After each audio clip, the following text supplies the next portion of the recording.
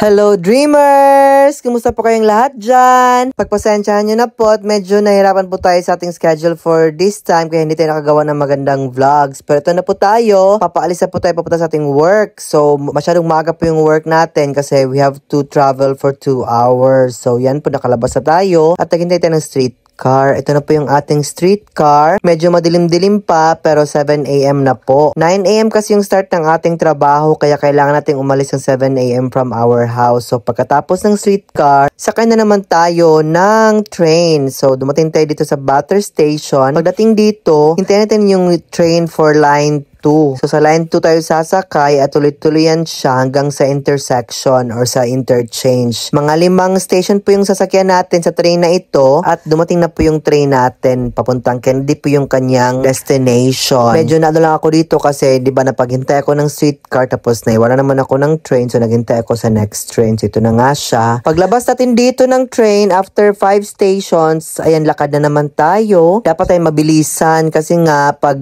sinusuyot ng panahon na iiwanan tayo kagaya na naman ito. Pag akyat ko dito, pag alis din ng train. So talagang grabe talaga yung pag-test ng panahon sa atin. Kaya ayan, hintay na naman tayo. Tapos andyan dumating na po yung train. May mga station po dito sa Toronto na nasa labas po siya.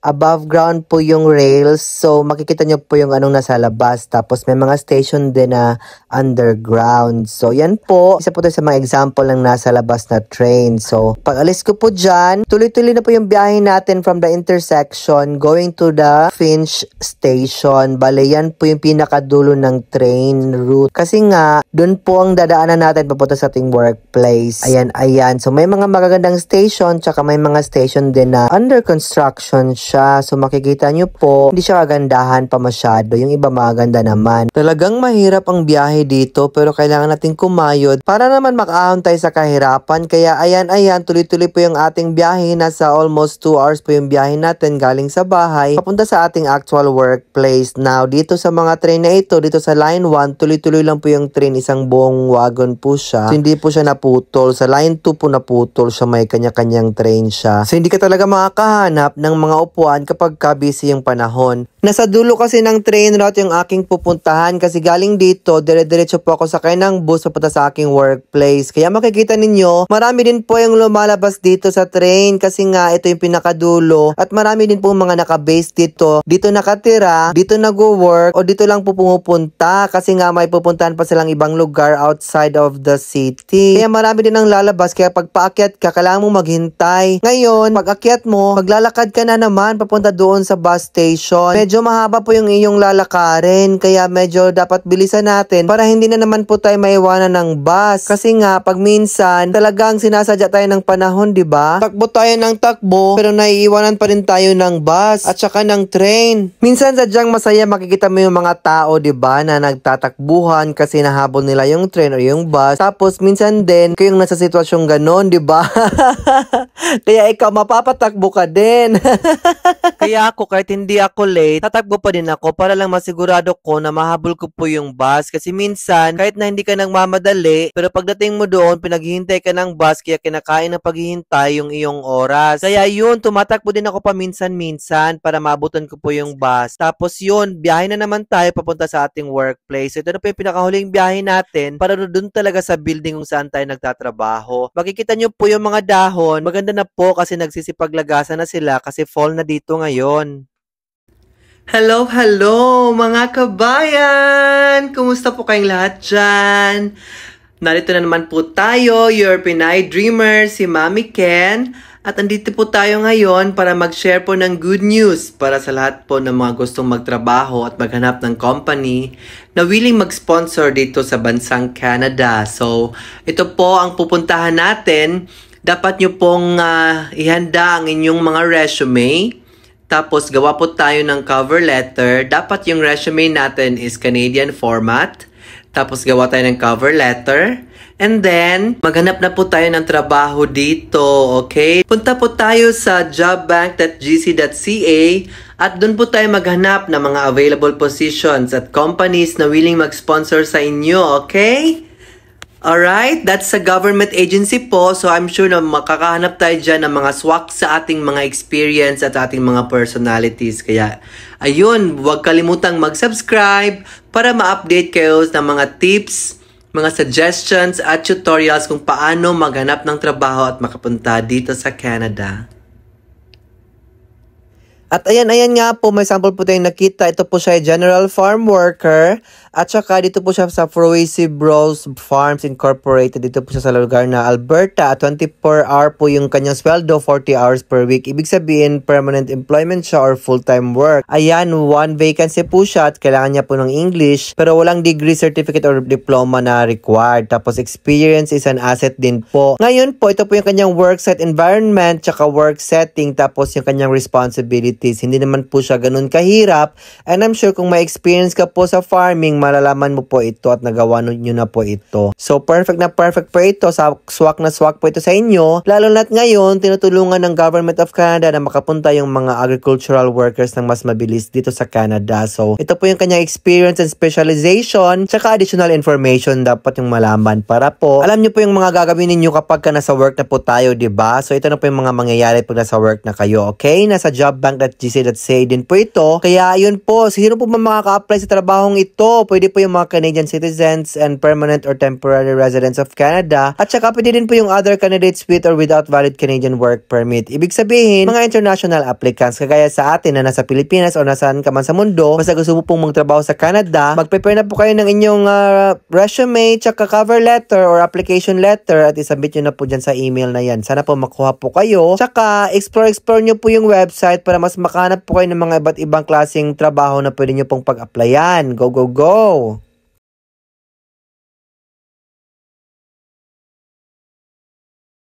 At ayan, tapos na po tayo sa ating trabaho. So, andito na naman tayo, naghihintay tayo sa ating bus. So, nasa mga 20 minutes na tayo naghintay. At yun nga, pagdating ng bus, tatlo po silang dumaan. Isa, dalawa sa likod, tapos may isa pa sa likod. So, tatlo po nagsabay-sabay. Kaya yun, nagkagulo, nakakaloka talaga. So, ito po yung bus nila. Tapos makikita mo po sa labas, diba yung mga dahon po, ayan, dahan-dahan na po talaga silang naglalaga kasi autumn na. Sakay na po tayo ng train ngayon, papauwi sa atin. So, sa train na namang ito, makikita natin sa labas, yung mga dahon, tsaka yung magandang Toronto. So, tuloy-tuloy po yung ating biyahe. It's a beautiful day kahit papano, kahit mahirap sa trabaho, kahit ano pang ginagawa natin dyan. Mapagpasalamat pa din po tayo at binigyan tayo ng magandang buhay ng Panginoon. So, ayan. Tuloy-tuloy po yung biyahe natin. Mga 30 minutes na naman po ito papunta sa main intersection or interchange po ng Bloor and Yonge. Tapos, pagdating naman doon, is lipat na naman tayo ng train. So, ayan. People are getting ready na po for the winter season, kaya naka-jacket na ang lahat at naka-coat. Getting prepared na po sila. Ayan, palabas na po tayo. Pababa na po tayo dyan kasi nasa baba na naman po yung next line. Kasi yung ating sasakyan, nasa baba na siya dyan. Ayan, tuloy-tuloy tayo. At kung makikita nyo po, kasi nga po hapon po ito, nagsipaglabasan na po yung mga nagtatrabaho. Ang dami-dami pong tao. Tapos may mga stops pa po na medyo nagka-aberya dahil may medical emergency. So yun, naipon po lahat ng mga pasahero. Kaya ayan, tingnan nyo po guys. Grabe, nakakaloka. Punong-puno po, hindi po siya mahulugan ng karayom, yung punong-puno ng station na ito sa baba. Tingnan nyo po. So, dapat po makikipaglaban tayo para papasok tayo dito. Hindi po pwedeng lang tayo pag girly-girly dyan sa gilid. Dapat makikipaglaban tayo dahil sa buhay, paminsan-minsan, dapat tayo makipaglaban para sa mga gusto nating mangyari at mga gusto nating makamit, diba?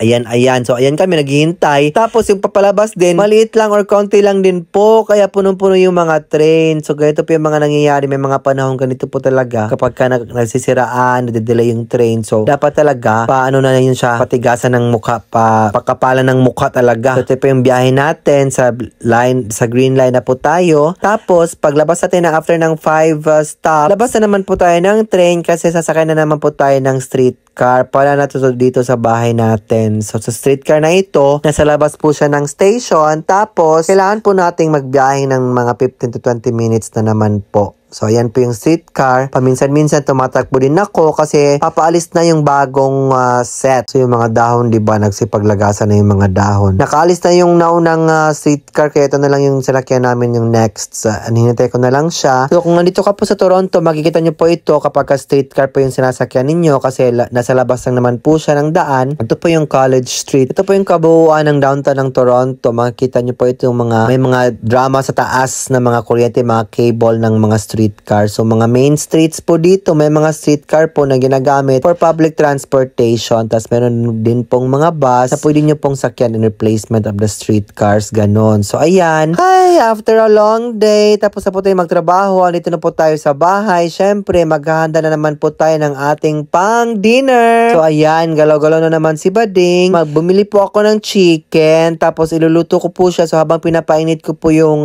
oil doon sa sa frying pan, iniwa ko po itong chicken ng maliliit kasi ginataan po or halang-halang spicy po, maanghang na chicken po yung ating gagawin. Tapos mahirap pong hiwain yung chicken na to kasi yung kuko natin mahaba.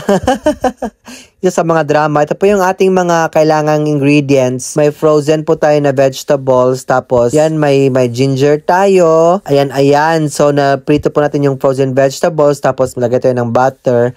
Tapos, i-mekos-mekos lang po natin. Mekos-mekos. Tapos, mekos-mekos lang po natin. Dapat maluto natin yung chicken para maalis yung langsa.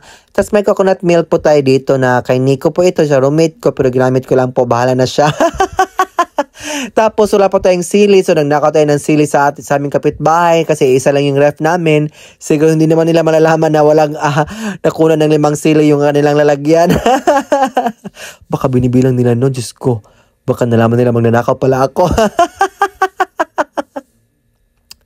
Kaya ito po, kapag nagtitipid ka, pwede ka pa magnakaw ng pagkain ng iba, charot lang. Siyempre, sinabihan ko po sila nung nakita nila ako or kung makita ko po sila na nagnakaw po ako ng pagkain or ng sili. Tas okay naman sa kanila kasi maganda naman happy naman yung mga lalaki makita yung beauty ko. Kaya yun, ginagamit yung beauty. Ilagay na po natin ang ating ilagay na po natin ang ating coconut milk. Ayan na po. I-mekos-mekos po natin siya. Mekos-mekos hanggang sa kumulo. Tsaka maalis po, mag-evaporate po yung natitirang liquid niya para medyo creamy type po siya. Ayan po, mekos-mekos lang. Tsaka ayan, kumukulo na po siya. Ito na po yung pure na natin. Ito na po yung resulta. Kaya ayan, kain po tayo mga kaibigan. Maraming salamat po. Thank you very much. Stay happy and healthy. And don't forget to keep on dreaming. I love you. Bye-bye. Kung di pong kalimutan mag-like, comment, and share. God bless us always. Bye for now.